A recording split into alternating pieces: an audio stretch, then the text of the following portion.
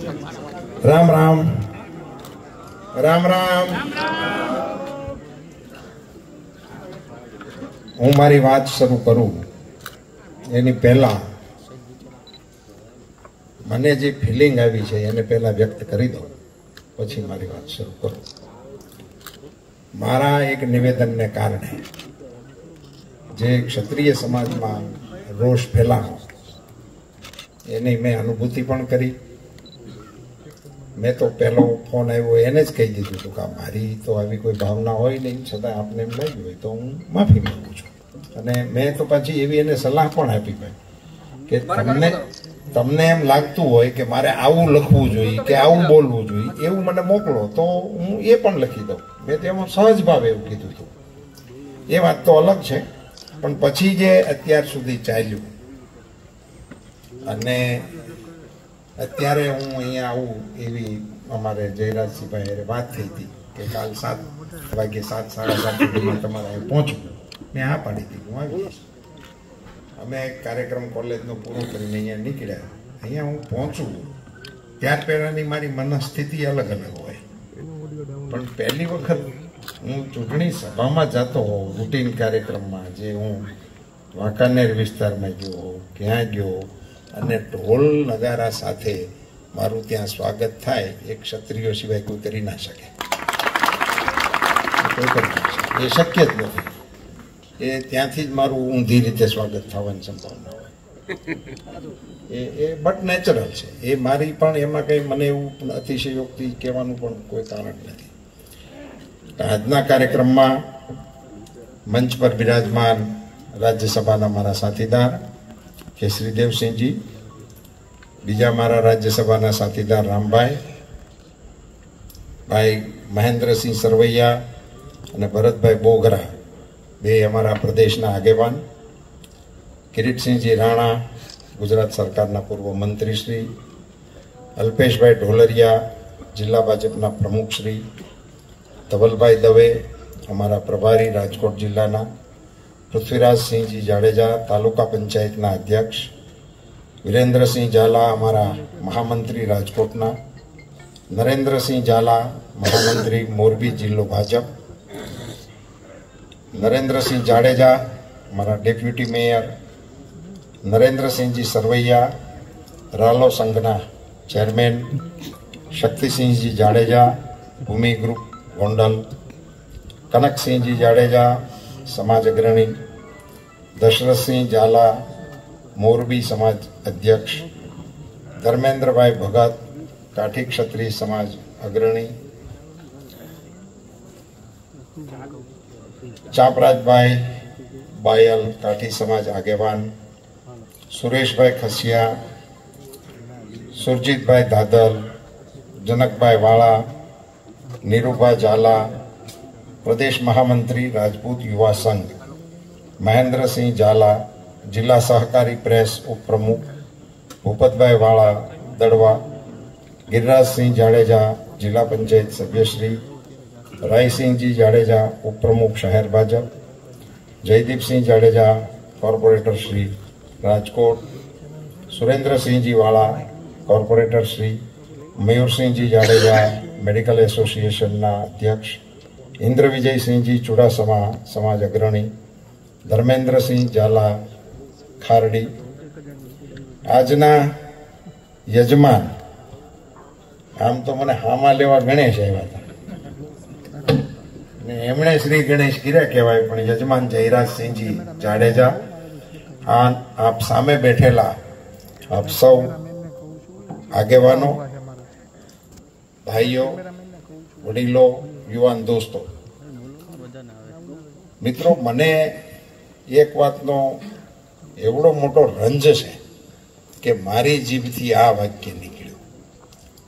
મારી આખી લાઈફમાં મેં કોઈ નિવેદન કર્યું હોય અને એને પાછું ખેંચવું હોય એવો રેકોર્ડ નથી. મારી આખી લાઈફમાં આવો રેકોર્ડ નથી. આજે એક ચૂંટણીની અને એ બી અનાયોજિત કાર્યક્રમ, એ કોઈ કાર્યક્રમ પણ નહોતો. અમે તો કાર્યક્રમો બંધ કરીને કરશનદાસ સાગઠિયાના ભજન છે એની હાટુથી ન્યાય ગયા હતા. એવો કાર્યક્રમ એ કાંઈ કામનો નહોતો.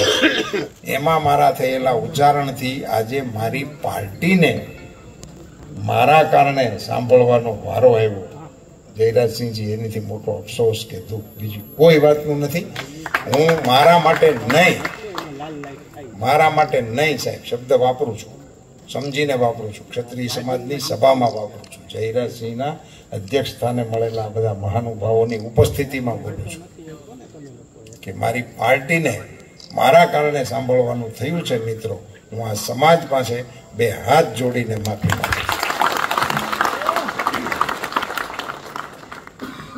મિત્રો, પાર્ટી, હું તો આ બધા પ્રવચનો કરતા હતા ને તો હું નામ લેવાના મતનો નહોતો સાહેબ. નહીં, ટાઈમ માટે નહીં જયરાજસિંહજી. હું જેના નામ બોલ્યો માફીના વિડીયોમાં એને લોકો ટ્રોલ કરે છે કે તે હું કામ આમ કીધું. એટલે હું આપના નામ લેવાના મતનો નહોતો, પણ નામ ના લઉં તો આપને એમ લાગે કે અમારા નામ ન લીધા એટલા માટે. અન્યથા નામ લઈને પાછા ઈ નામ ગણતા છે ને અટણ કોક લખતા છે નહીં. એટલે આપણે બીજો મુદ્દો એક મારે જે કહેવાનો એ તો બીજો એક મુદ્દો એવો હતો કે મને ઘણા આગેવાનો એમ કીધું હતું કે આપ કયો તો અમે એવું નિવેદન આપીએ તમારા ટેકામાં. મેં બધા આગેવાનોને ના પાડીશું, કોઈના નામ બોલવાના મતનો નથી. મારો મત છે કે તમે મારા ટેકામાં નિવેદન કરો એ તમારી સામે આવે, તો મારા કારણે તમારે નવી ક્યાં શરૂ કરવી. એટલે હું આ સંપૂર્ણ ક્ષતિ મારી વ્યક્તિગત ક્ષતિ છે અને એનો જવાબદાર પણ હું જ છું. અને એના કારણે ક્ષત્રિય સમાજના પણ કોઈ આગેવાનોને કંઈ પણ નાનું મોટું કરવાનું આવે એ પણ મારા મનમાં ઈચ્છા નથી.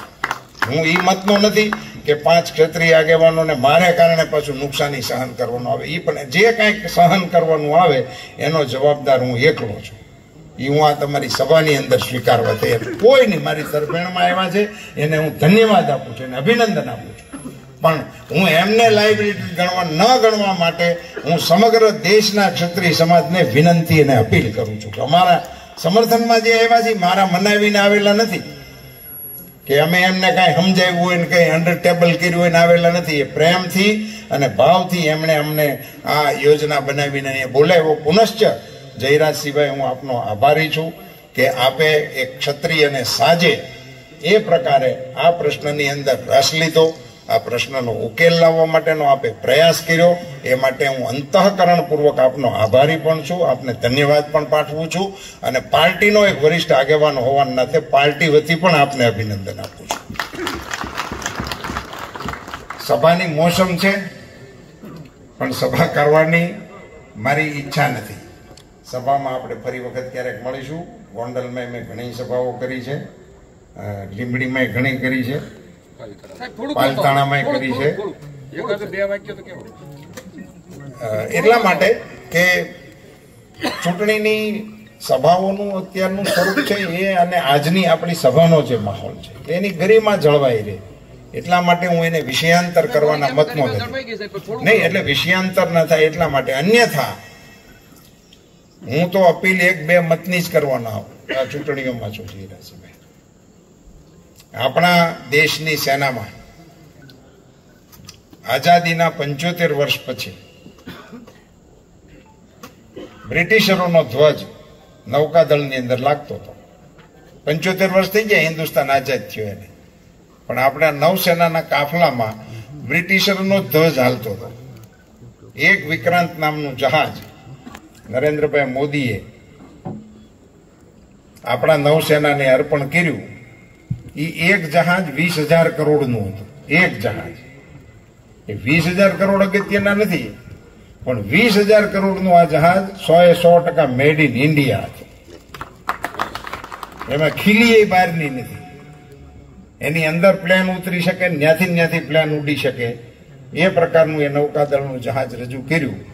પણ એ રજૂ કર્યું ત્યારે પેલું બ્રિટિશ નિશાન ફેરવી નાખ્યું અને એની જગ્યાએ છત્રપતિ શિવાજી મહારાજના નૌકાદળમાં જે જહાજના સિમ્બોલ હતા એ સિમ્બોલ ભારતના નૌકાદળની અંદર લાગ્યા. હું આ સભાને પૂછવાના મતનો છું કે નરેન્દ્ર મોદી વડાપ્રધાન ન હોય તો આ પરિવર્તન શક્ય છે ખરું? આ પરિવર્તન અંગે કોઈ વિચારે પણ ખરું? એ પ્રકારની જે મોદી સાહેબના નેતૃત્વમાં કામગીરી ચાલી રહી છે મિત્રો, એના સમર્થનમાં અમે એમને ત્રીજી વખત વડાપ્રધાન બનાવવા માટેની અપીલ કરવા માટે આપની વચ્ચે આવ્યા છીએ. આપ સૌનો સહકાર માંગીએ છીએ. આપ સૌનો અમને આશીર્વાદ મળે એ માટે અમે આપ સૌની વચ્ચે નહીં, તમામ જગ્યાએ જઈને આવી 2-3 વાતો છે એને અમે મૂકવાના છીએ ને એના આધાર ઉપર મત માંગવાના છીએ. નરેન્દ્રભાઈ મોદીનો સ્પષ્ટ દિશા નિર્દેશ છે, આપણે કરેલા કામ લોકોની વચ્ચે જઈને મૂકો ને એના આધાર ઉપર મત માંગો. એની આધાર ઉપર અમે આ કામગીરી કરીએ છીએ. પુનશ્ચ આપ સૌનો ખૂબ ખૂબ આભાર. ભારત માતા કી જયરાજસિંહભાઈ, આપનો પુનશ્ચ આ એક પ્રકારના આયોજન કરવા બદલ અંતઃકરણપૂર્વક આભાર માનું છું. આપ સૌને મારા જાજાથી જય માતાજી.